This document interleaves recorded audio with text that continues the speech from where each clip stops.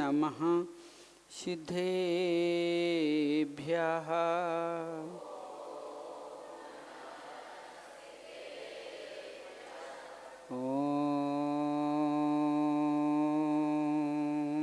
नमः सिद्धेभ्यः।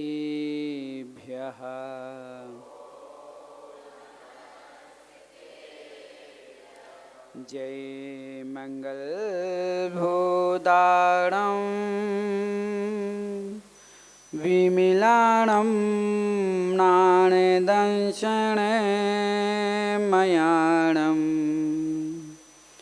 तिलोसयाराणं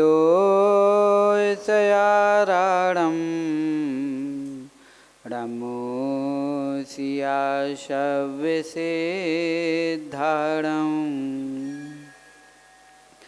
त्यागे दिए जो सारे जग को उन अरिहंतों को हो नमन।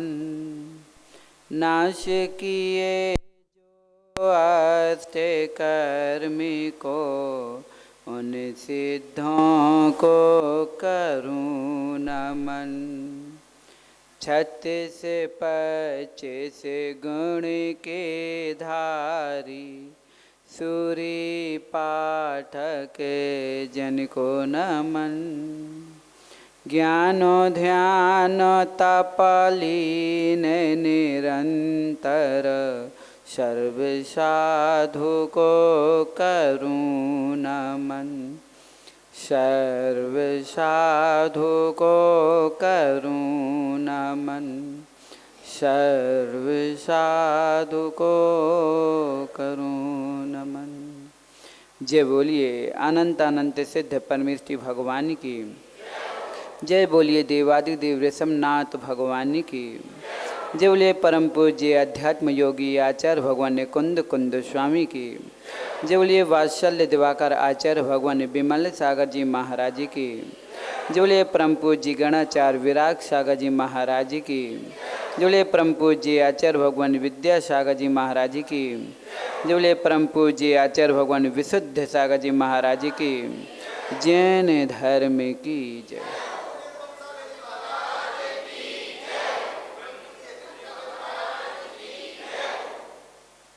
भवात्माओं, प्रथम तीर्थंकर ऋषभनाथ भगवान के पादबूंद में बैठ कर के हम उस सत्यात बोध को सुनने जा रहे हैं, जिस सत्यात बोध को सुनकर के न जाने कितने भव्य जीव सत्यार्थ पद को प्राप्त कर चुके हैं और न जाने कितने लोग उस सत्यार्थ पद को प्राप्त करने के लिए अपने कदम बढ़ा रहे हैं। आज आप लोगों के सामने उन रिश्तों का व्याख्यान होगा जो रिश्ते हमारे हैं ही नहीं। एक अपने होते हैं, एक पराई होते हैं, लेकिन हमने अपने को तो जाना नहीं, पराई को ही अपना मान बैठ गए। कौन से रिश्तों में हम भूले हैं, कौन रिश्तेदार है, किसके रिश्तेदार हैं, कब से ये सब संबंध चला आ रहा है, आज हमें यही सत्याद्भुत करना है। पराई रिश्ते और अपने रिश्ते, क्या हमने अपने रिश्तों से रिश्ता जोड़ा है कि नहीं जोड़ा? जो हमारे अपने हैं उनसे प्रीति रखी कि नहीं रखी? ऐसे भी कई घर हैं संदीप भैया कि जो अपने तो हैं लेकिन अपनों जैसे नहीं रहते हैं, और जो अपने नहीं हैं उनसे अपनों जैसे रहते हैं। माताओं, क्या ऐसा नहीं है कि अपनी माँ को छोड़ करके दूसरों की माँ के यहाँ सेवा करने आई हो? जो अपनी माँ थी उसका तो छोड़ दिया, उसकी चिंता नहीं, जो जिसने जन्म दिया उसका तो कुछ ख्याल नहीं, और दूसरों की माँ की सेवा कर रहे हो। क्यों महाराज? ये अपने रिश्ते हैं, अपने रिश्ते कोई नहीं है माँ, ये पराये रिश्ते हैं। ये देह से एक के संबंध के पीछे अपने जिसने जन्म दिया उसे छोड़ करके तुम आ गई, और जिसने तुम्हें जन्म भी नहीं दिया, कुछ भी नहीं दिया, मात्र तुम्हें अपना बेटा क्या दे दिया कि तुमने उसे अपना ही रिश्तेदार बना लिया। अपने रिश्ते कौन थे? सत्यार्थ मानना, जिनने तुम्हें जन्म दिया वो भी तुम्हारे नहीं, और जिनको तुमने जन्म दिया वो भी अपने नहीं। ये सब झूठे पराई रिश्ते हैं, झूठे रिश्ते हैं, कोई किसी का नहीं होता। अगर अपने होते तो अपने साथ में होते। बताइए अध्यक्ष जी, अशोक भाई, आपके माता पिता अपने थे ना, कहाँ गए? महाराज इस दुनिया में नहीं रहे, वो रिश्ते कहाँ विलीन कर दिए, वो रिश्ते कहाँ जला कर के खत्म कर दिए, मात्र के तस्वीर में टांग दिए कि ये मेरे माता पिता हैं।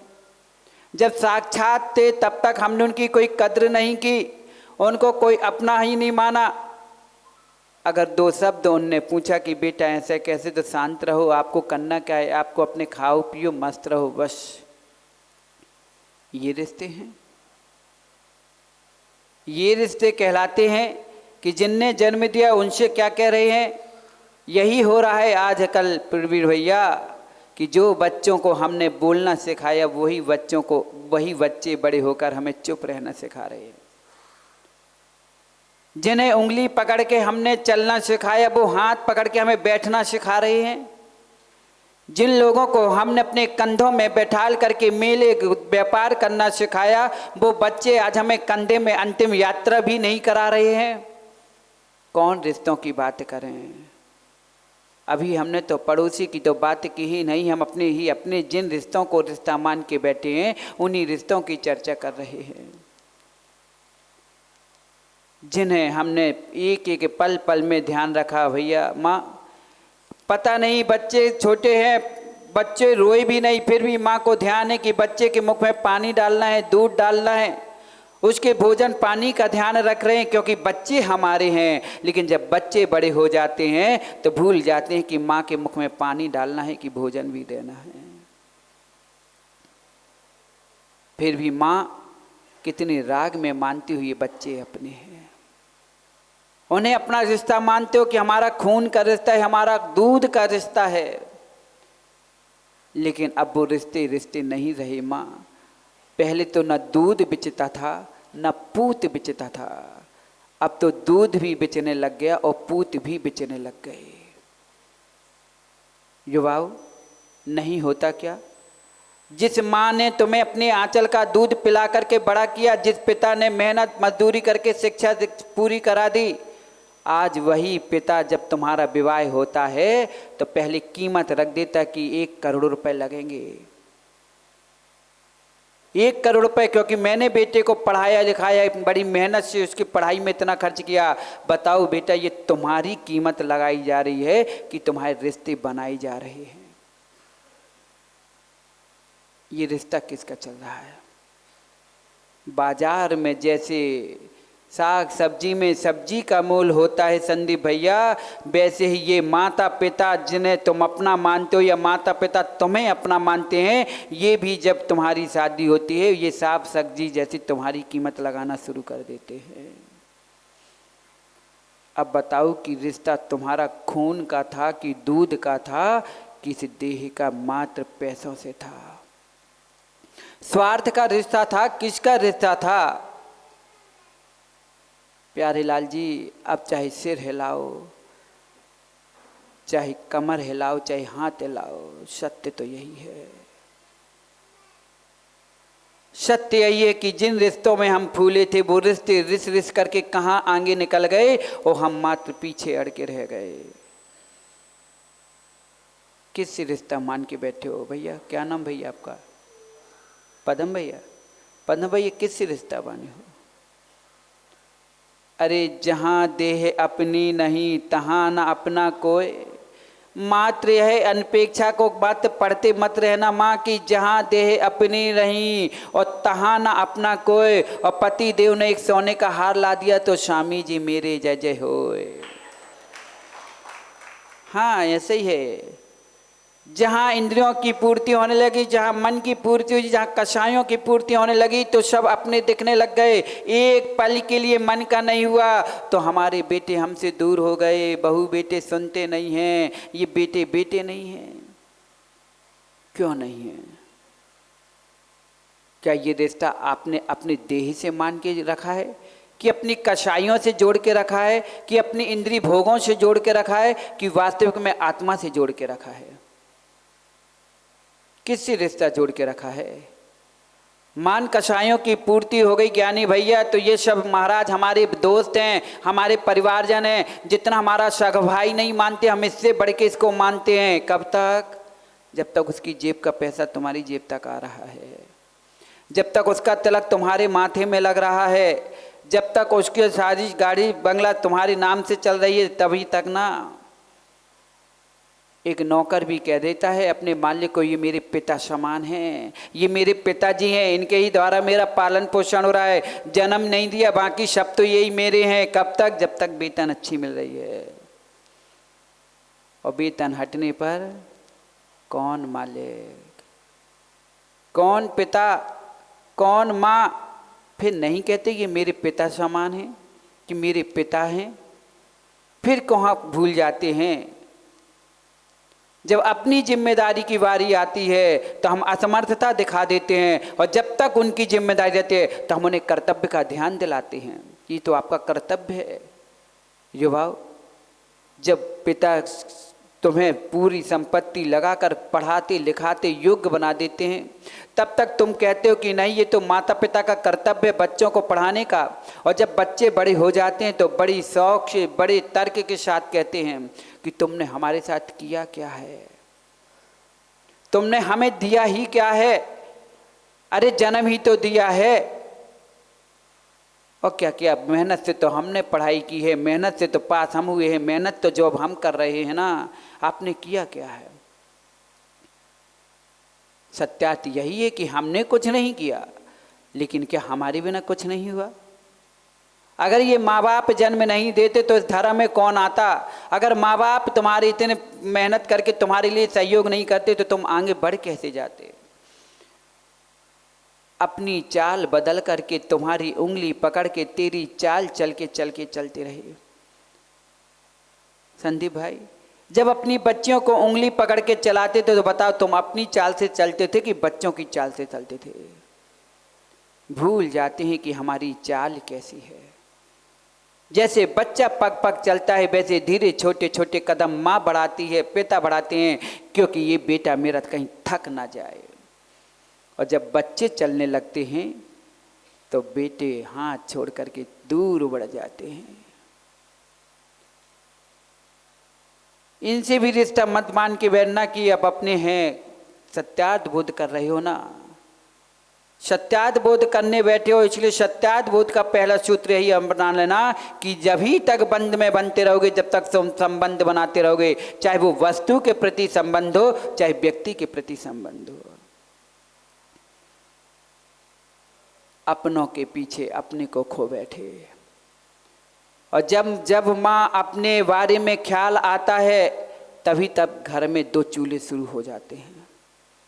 जब व्यक्ति अपने बारे में सोचना कर देता है, अब मुझे अपने लिए कुछ करना है, उस दिन से भाई भाई अलग होने लगते हैं, माँ बेटे अलग होने लगते हैं, भाई बहन के रिश्ते अलग नजर आने लगते हैं। क्यों ज्ञानी भैया? अभी तुम दोनों भाई साथ में हो ना? साथ में हो। क्यों साथ में हो? क्योंकि महाराज अभी हमने अपने बारे में सोचा ही नहीं है, हम तो अपनों को लेकर के चल रहे हैं, ये सब हमारे हैं, इसी अभी तक कोई विचार ही नहीं।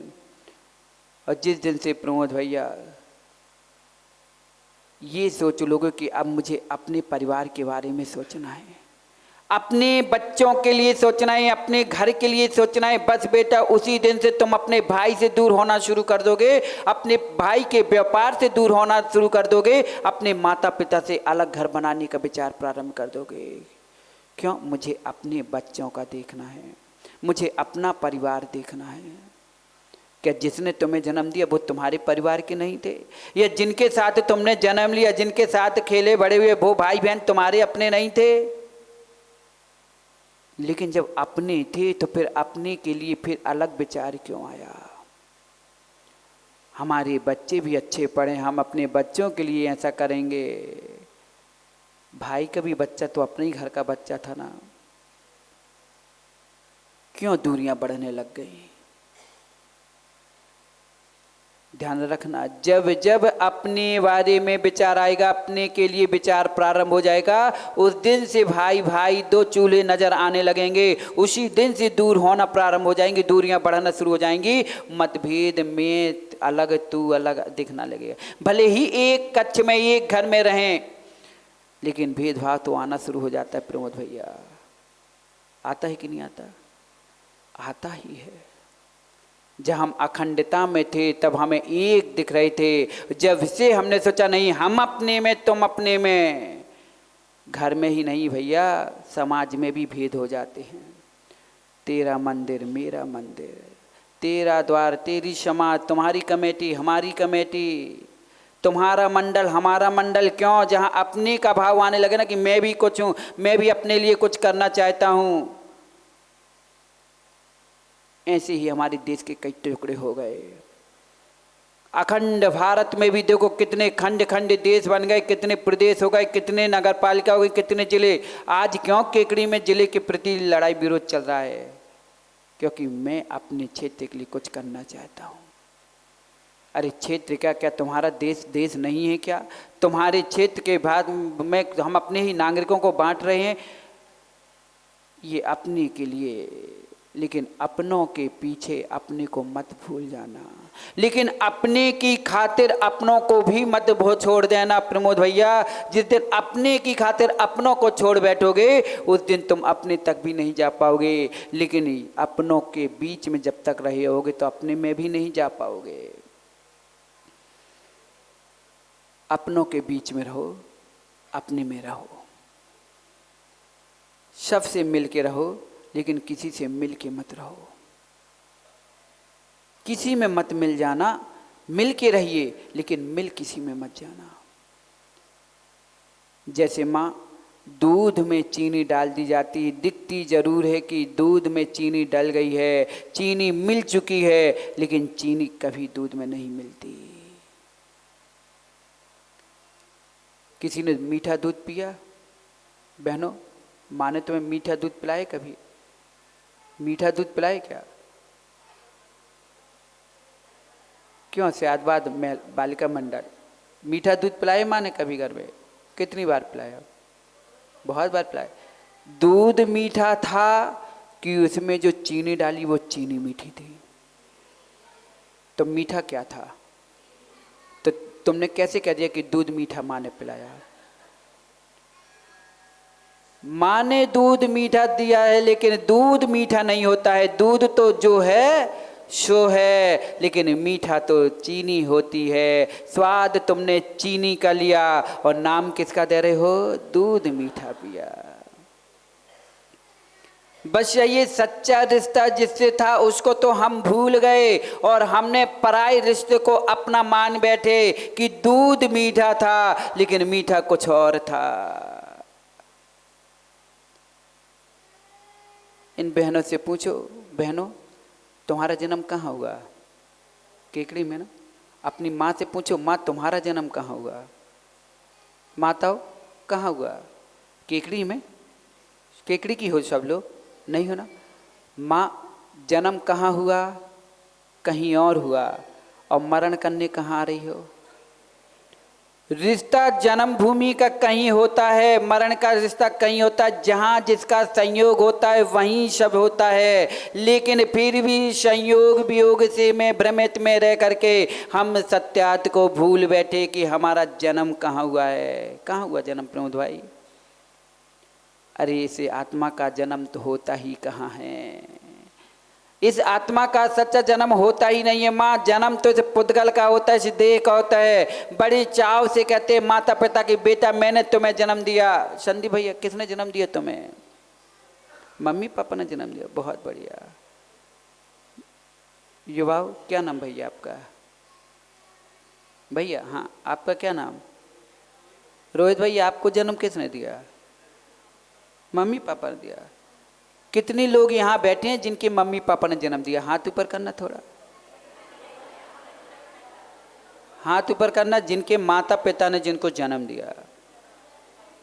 और जितने लोग माता पिता बैठे हैं वो हाथ ऊपर करो कि हमने अपने बच्चे को जन्म दिया। कितने लोगों ने बच्चों को जन्म दिया? क्यों? हाथ ऊपर क्यों नहीं कर रहे?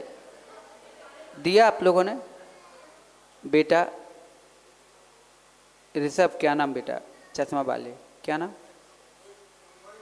रोहित भैया। स्पर्श भाई, तुम्हारे माता पिता ने जन्म दिया ना? तुम्हारे दोस्तों को किसने जन्म दिया? माता पिता ने जन्म दिया ना? बस बेटा, यही भ्रम में हम जी रहे हैं। आज जो पराई रिश्ते हैं उसका सत्यार्थ बोध जान लो बेटा। अनित्य भावना कह रही है। अभी तक हम एकत्व भावना पढ़ रहे थे, अब क्या है? अन्यत्व भावना। माँ, एकत्व भावना और अन्यत्व भावना में कुछ नहीं, बस एक विधि रूप में है और एक निषेध रूप में है। जैसे अगर रोहित से कह दिया जाए, रोहित भाई खड़े हो जाओ, तो रोहित खड़ा हो जाएगा। खड़े हो जाओ भैया। देखना माँ, रोहित तुम्हें दिन में ही भोजन करना है, ठीक है? माँ, क्या किया हमने? रोहित को रात्रि भोजन त्याग कराया क्या? रोहित तुम नियम ले लो कि आज से मैं दिन में ही भोजन करूँगा, ठीक है ना? माँ, युवाओं, हमने रात्रि भोजन का त्याग कराया क्या? नहीं कराया क्या? हमने रात्रि भोजन त्याग कराया क्या? नहीं कराया क्या? बस माँ यही समझना है। एकत्व भावना जो होती है माँ, वह हमें विधि रूप में समझाती है। हमने रोहित भैया को नियम दिया कि आप दिन में ही भोजन करेंगे, इसका मतलब कि रात्रि में नहीं कर पाएंगे, क्योंकि दिन में करेंगे तो रात को आप खाने का सवाल ही खत्म। बैठ जाओ भैया। अब हमारे स्पर्श भैया खड़े हो जाए। क्या नाम? स्पर्श भैया खड़े हो जाओ। स्पर्श भाई, तुम्हें आलू प्याज नहीं खाना है, ठीक है ना? पक्का? देखो माँ, हमने इनको क्या किया? आलू प्याज नहीं खाना हमने निषेध किया। एक को हमने विधि बताई कि आपको दिन में खाना है, एक को हमने निषेध कराया। जिसे विधि बताई है वह एकत्व भावना है कि मैं ही अकेला हूँ। एकत्व भावना का चिंतन चलता है, मैं कौन हूँ, मेरा कौन नहीं है, मैं कब से हूँ, मुझे क्या करना चाहिए। ये सब विकल्प जब आते हैं तो जब मेरे सुख दुख का भागीदारी कौन है? एकत्व भावना। और ये हमने निषेध किया कि बेटा आलू प्याज नहीं खाओगे, रात्रि भोजन नहीं करोगे, इसका मतलब कि दिन में भोजन करो। लौकी की सब्जी खाओ, गिलकी की सब्जी खाओ, केले की सब्जी खाओ, लेकिन हमने निषेध किया। एक को निषेध किया तो क्या हो गया? विधि उसके सामने अपने आप झलकने लग गई। एक को हमने विधि बताई तो उसको निषेध अपने आप झलकने लग गया। एक को विधि, एक को निषेध। बस एकत्व भावना जो होती है वह विधि है। मैं कौन हूं इसको जानना है। आया कहाँ से हूं, जाना कहाँ है, मेरा ठिकाना क्या है? एकत्व भावना। और अन्यत्व भावना कहती है कि कौन वस्तु मेरी है, कौन नहीं है, किस किस के साथ में हूँ, कौन कौन हमारा है। स्वयं को भूल करके पर को अपना मान बैठे, ये अन्यत्व भावना शिक्षा दे रही है। हमें भ्रम से जो हम डाउट करके बैठे अपना जीवन जी रहे हैं, इसका निराकरण करने के लिए अन्यत्व भावना आज कह रही है। विषय किसका चल रहा था? किसको किसने जन्म दिया, किसने किसको जन्म दिया। प्यारे लाल जी, आपको किसने जन्म दिया? माता पिता ने। आपने अपने बच्चों को जन्म दिया क्या? हाँ महाराज, हमने अपनी पति पत्नी दोनों मिल के बच्चों को जन्म दिया। लेकिन सत्यार्थ मानना अशोक भैया, कोई किसी को जन्म नहीं देता। हाँ प्रमोद भैया, सत्य मानिए, यही सत्य है। कोई किसी को जन्म नहीं देता, किसी को जन्म देने की ताकत है ही नहीं। अगर जन्म दे सकते हैं तुम्हारे माता पिता, अगर किसी को जन्म दिया है तो वो अपनी वासनाओं को जन्म दिया है, ना कि संतान को जन्म दिया है। संतान को कोई जन्म नहीं देता। ये हमारा भ्रम है कि हमने बच्चों को जन्म दिया, हमारे माता पिता ने हमें जन्म दिया। कोई किसी को जन्म नहीं देता, सब अपनी अपनी वासनाओं को जन्म देते हैं, जो वासनाओं की पूर्ति करते हैं। ये हमारा उदय है कि हमारा जन्म हो जाता है। चूने को लाल किसने किया? चूने को लाल किसने किया? है किसी को ताकत चूने को लाल करने की? नहीं। लेकिन हम हल्दी और चूने को मिक्स करने तक की ताकत तो रख सकते हैं, लेकिन उसे लाल करने की ताकत नहीं। लाल होने की उपादानता उनमें ही है।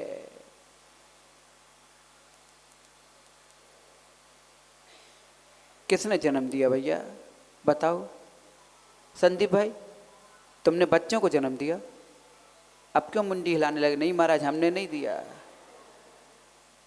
अब क्यों बोलने लगे संदीप भैया कि हमने जन्म बच्चों को नहीं दिया? हमने तो अपनी वासनाओं को ही जन्म दिया।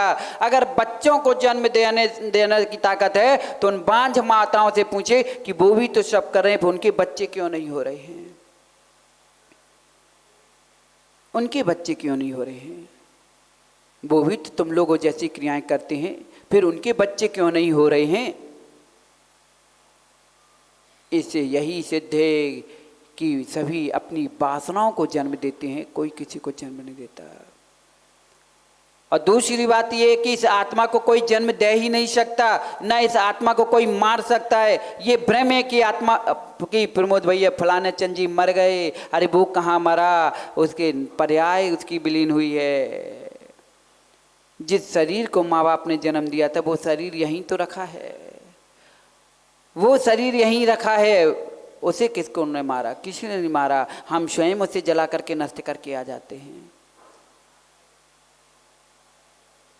आत्मा अलग हो जाती है शरीर, और शरीर अलग। जिसको जन्म दिया था वो यहीं है, और जिसको जन्म नहीं दिया वही तो अदृश्य हुआ है, और कौन हुआ है? फिर भी आत्मा मरी नहीं है, स्थानांतर हुई है।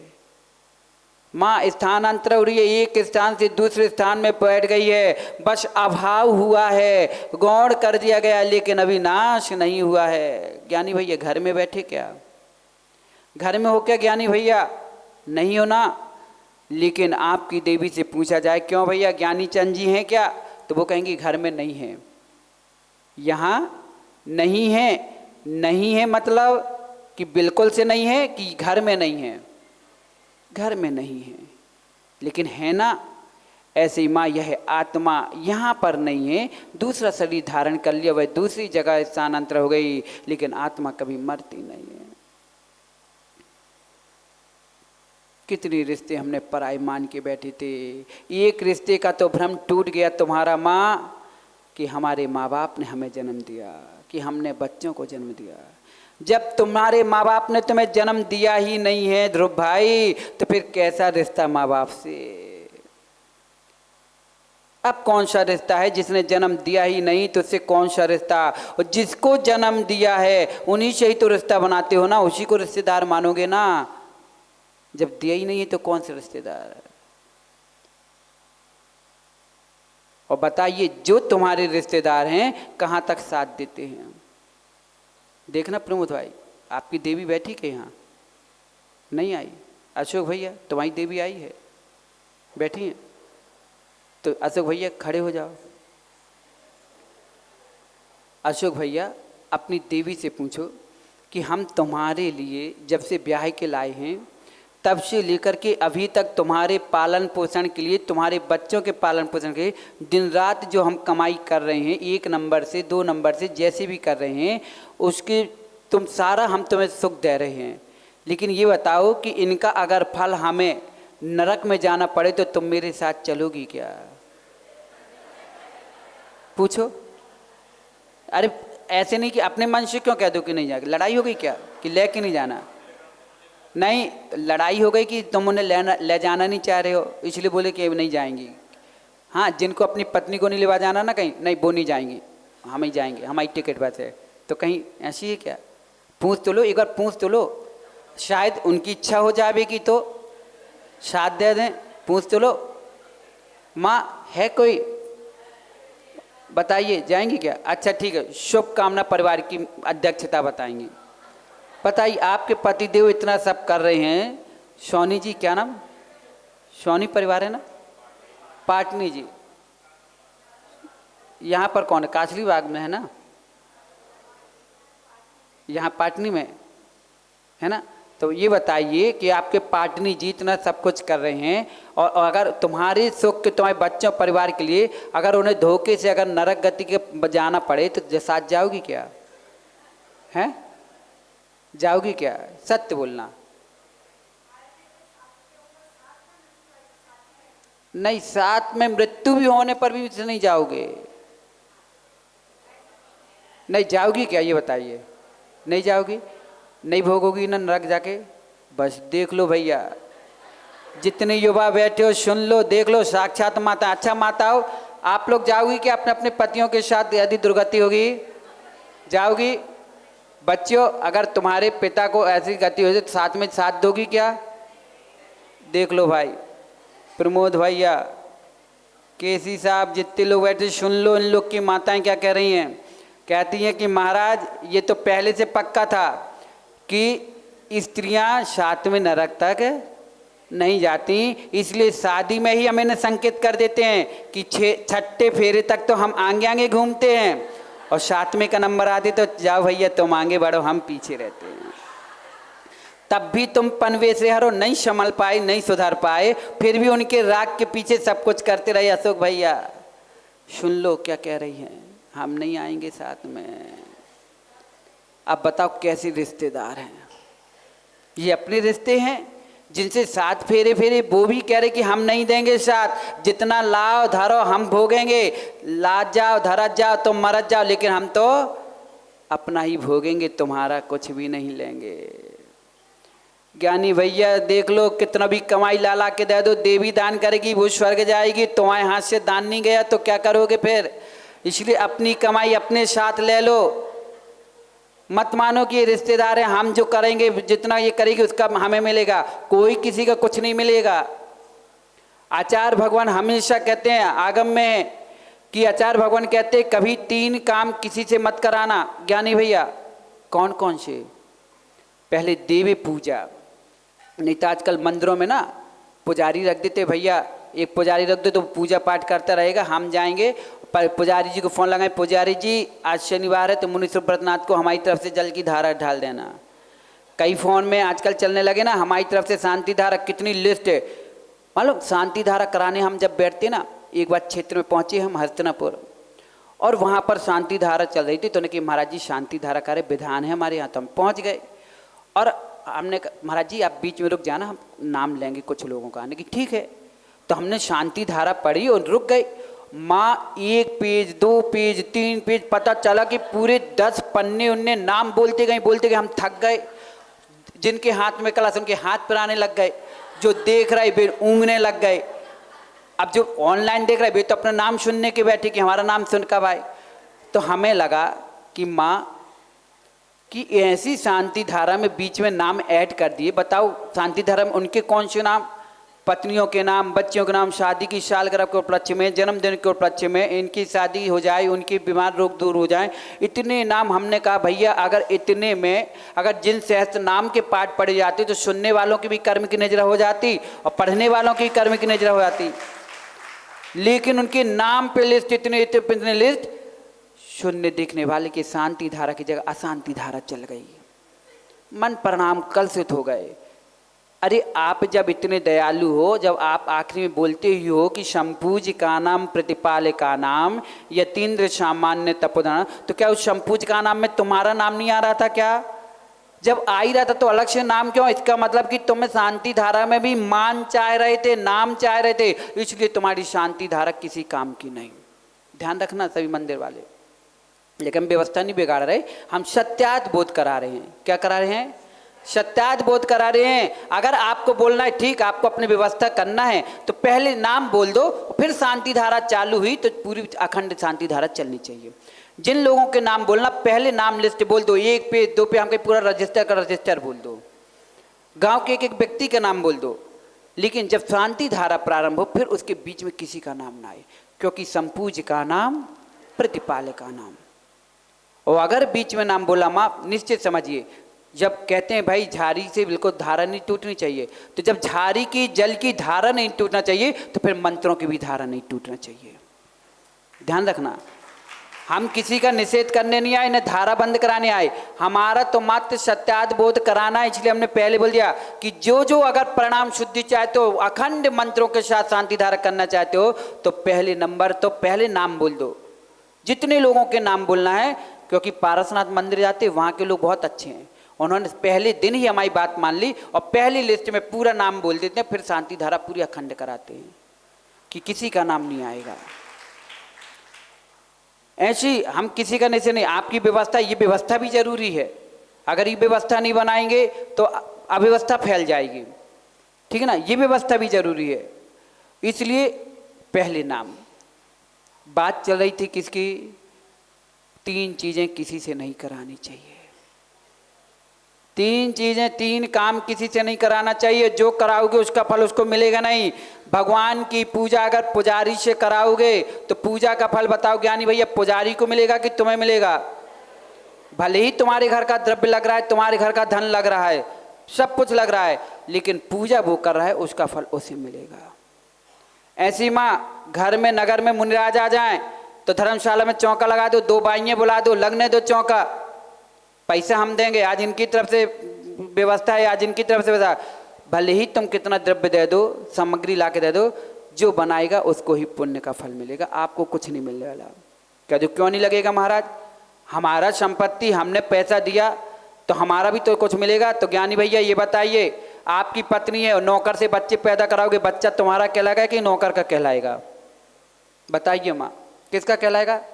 अब तुम कहो कि पत्नी तो हमारी है, बच्चा मेरा होना चाहिए ना, अब कहाँ से होगा? बस जब अपनी संतान के लिए अपन स्वयं आगे आते हो तब अपनी संतान कह पाते हो। ऐसे ही भगवान की पूजा और मुनियों को आहार जो अपने हाथ से देगा उसका फल उसको मिलेगा। सत्य ना प्रमोद भाई? भलाई कड़वा लग रहा है लेकिन लगने दो, क्योंकि दवाई कड़वी होती है। लेकिन आचार्य भगवान कहते हैं जब ये माताएं अपने बच्चे को कड़वी दवाई देती है ना, तो दोनों हाथ बंद कर लेते हैं, पैर बंद कर ले, पकड़ लेते हैं और धीरे से मुंह खोलती हैं और जबरदस्ती मुंह में डाल देती हैं। और कब तक?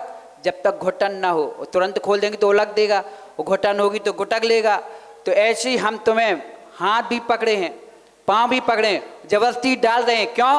घुटन होगी, अपने आप गुटक लोगे तो स्वस्थ हो जाओगे और जो भ्रम चल रहा है उस भ्रम से दूर हो जाओगे।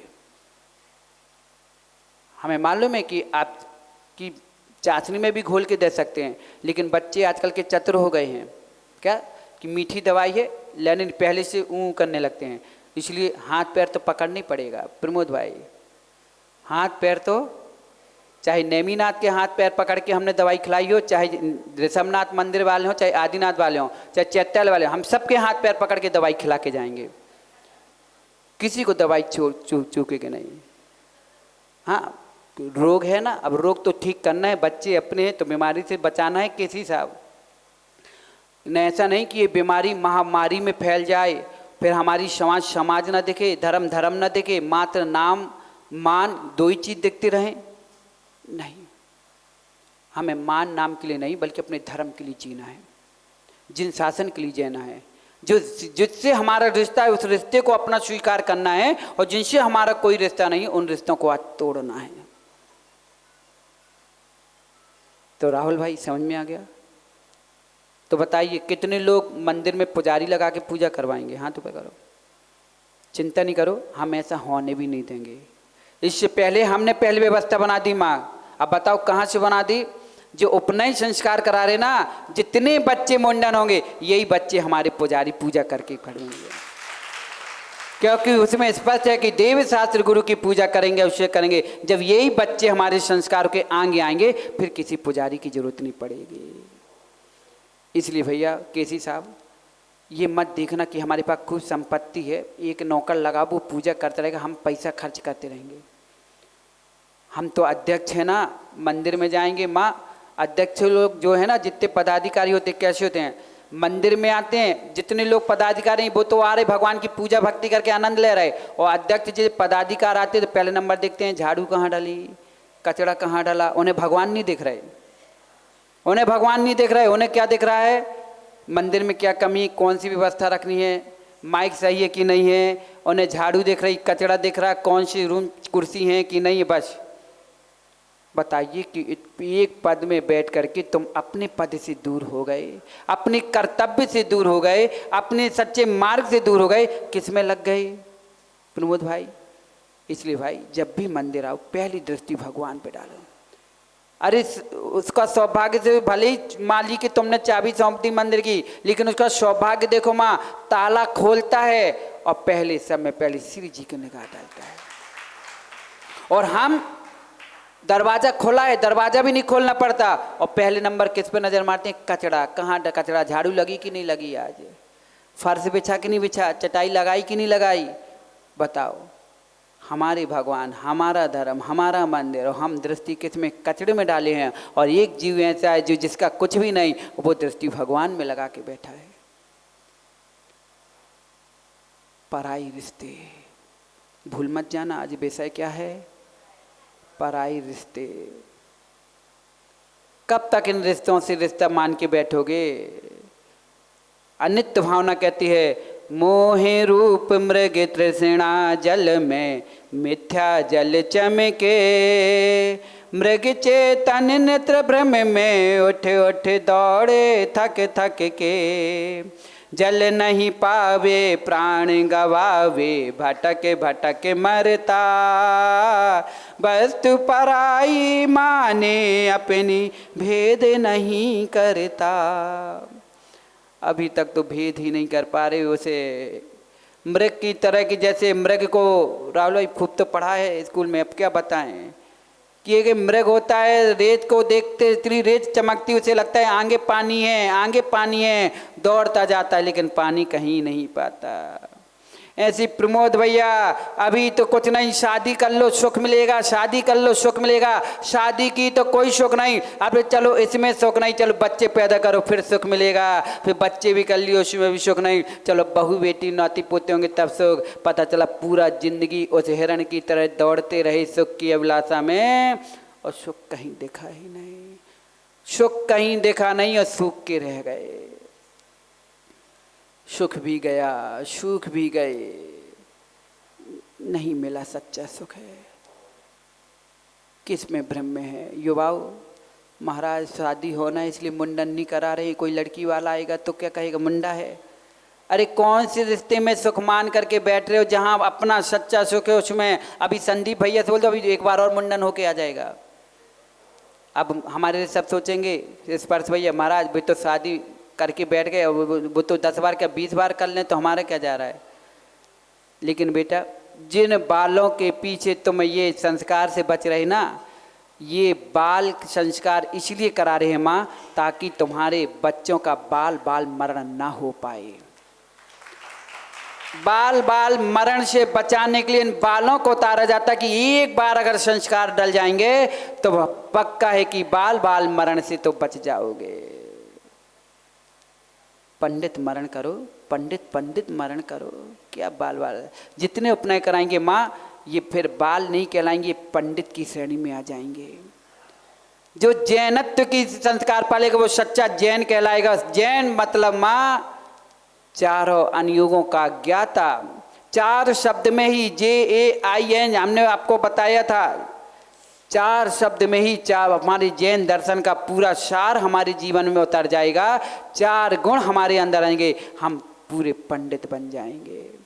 इसलिए जितने बच्चे सबकी एक चोटी होगी, देखना जितने मुंडन कराएंगे ना सबकी एक चोटी, क्योंकि बटुक की पहचान क्या होती है? चोटी से। बटुक मतलब ब्राह्मण, ब्राह्मण पंडित, और जो पंडित बनेगा आज पंडित के संस्कार लेंगे फिर पंडित होके मुक्त वधु को प्राप्त करेंगे।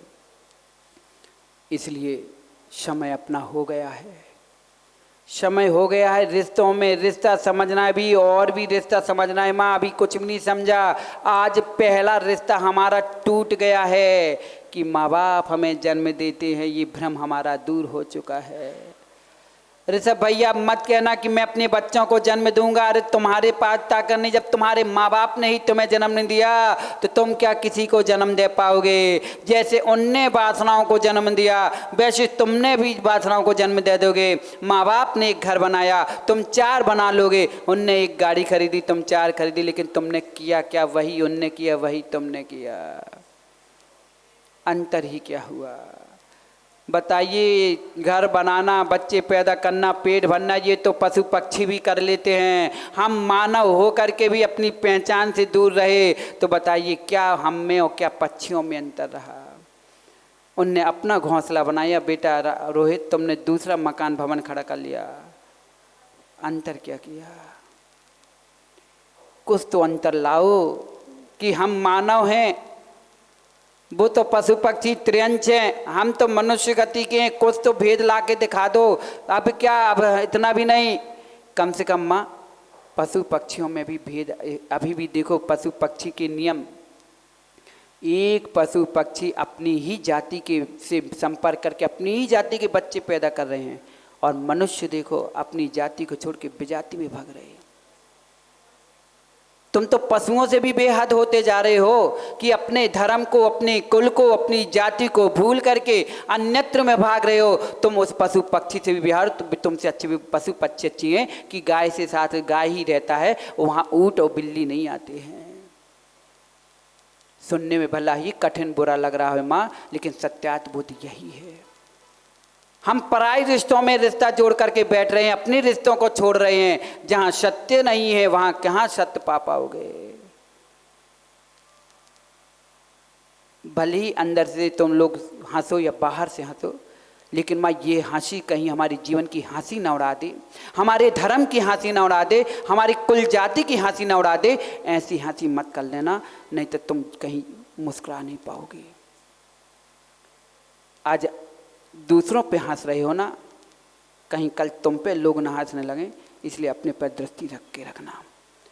अगर हमारे बेटा बेटी अपने धर्म पे, अपने कुल पे, अपनी जाति की मर्यादा रख के करें ना, तो उन पे विशेष ध्यान रखो। नहीं तो हमारी बेटा बेटी अगर दूसरों में चले जाओगे तो कहाँ रहोगे, कहाँ चेहरे दिखा पाओगे। कम से कम संस्कार, इसलिए तो संस्कार ये गुरुदेव तुम्हारे सामने संस्कार दे रहे हैं, और फिर भी इन संस्कारों से वंचित रह गए। हमारी गलती नहीं होगी, गलती जिनके भाग में जितना होगा उतना ही ले पाएंगे। सभी का पुण्य नहीं होता माँ कि सभी लोग उस पुण्य का फायदा उठा पाएँ। हमारा भी पुण्य होता है माँ। देखो ना, चौके में जाते हैं, कितने सारी सामग्रियाँ आप लोग दिखाती हो, सब बना के दिखाती हो, लेकिन जब पुण्य नहीं होता पहली अंजलि में छोड़ना पड़ता है। पाप पुण्य सभी को चलेगा, चाहे साधु बन के रहो, चाहे श्रावक बन के रहो।